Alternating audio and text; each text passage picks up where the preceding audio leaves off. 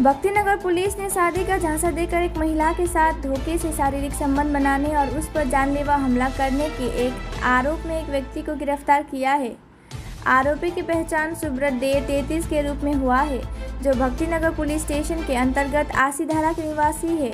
खबरों के मुताबिक रतखोला के एक 32 वर्षीय तलाकशुदा महिला की मुलाकात 2020 में सोशल मीडिया के जरिए सुब्रत डे से हुई और उनका रिश्ता धीरे धीरे प्यार में बदल गया।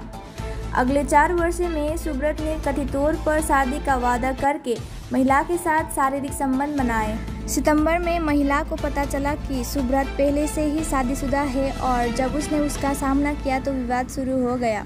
महिला ने बताया कि 11 सितंबर को सुब्रत ने उसे सरप्राइज पार्टी के नाम पर नेपाली बस्ती स्थान एक गेस्ट हाउस में बुलाया। वहीं एक और विवाद खड़ा हो गया।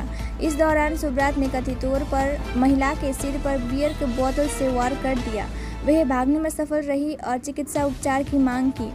सुब्रत ने उस घटना के बारे में किसी को ना बताने की भी धमकी दी। 19 सितंबर को महिला ने सुब्रत पर धोखे और मारपीट का आरोप लगाते हुए भक्तिनगर पुलिस स्टेशन में औपचारिक शिकायत दर्ज कराई। जांच के बाद पुलिस ने रविवार रात सुब्रत डे को आसीधारा पाइपलाइन इलाके से गिरफ्तार कर लिया। उसे सोमवार को अदालत में पेश किया गया और कानूनी कार्रवाई जारी है, क्योंकि पुलिस मामले की जांच जारी रख रही है। হ্যাঁ, ও জানতো আমার একটা ছেলে আছে, ডিভোর্সি আমি, ও জানতো। ও আশা দেয়, মিথ্যা ছলনা দেয়, আমাকে বিয়ে করবে, সংসার করবে। আমি ওকে বলি কবে বিয়ে করবে। এবার 4-5 বার ওর সাথে আমার ফিজিক্যাল হয়।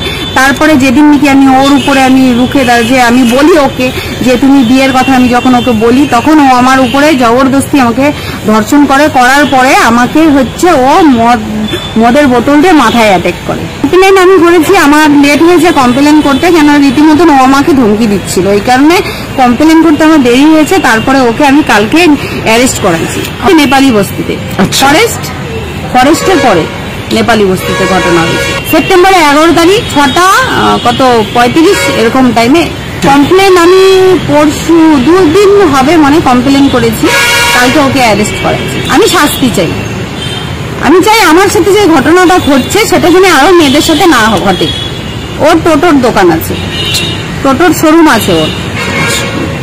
আমি চাই যে কলকাতায় যে ঘটনাটা ঘটলো সেটা যেন আর কোথাও না ঘটে। আমি যত বড় শাস্তি হয় আমি শাস্তি চাই ওর। তো কেসে তো এত কিছু না, হ্যাঁ হালকা ফালকা ওর সাথে আমার ঝগড়া এসব হতো, কিন্তু এতটা যে এই যেদিন থেকে এই মেয়েটার সাথে জড়িত হলো, সিঙ্গিং বারের সাথে ও জড়িত হলো, সেদিন থেকে মানে টোটাল আমাকে ফিনিশ করার একদম। মানে একটা মেয়ে রাত্রি 4:20 আমাকে কেউ ফোন করবে? হ্যাঁ, 4:20 আমাকে ফোন করেছে, ফোন করে বলেছে দেখা করবে আমার সাথে, চলো পাহাড়ে ঘুরতে যাবো, যার সাথে আমি কোনোদিনও সামনে দেখাই করি নাই। কতদিনে 2020 থেকে এই তরি ও আমাকে নেপালি বস্তিতে দাঁড়ে। ওই সেপ্টেম্বরে 11 তারিখ।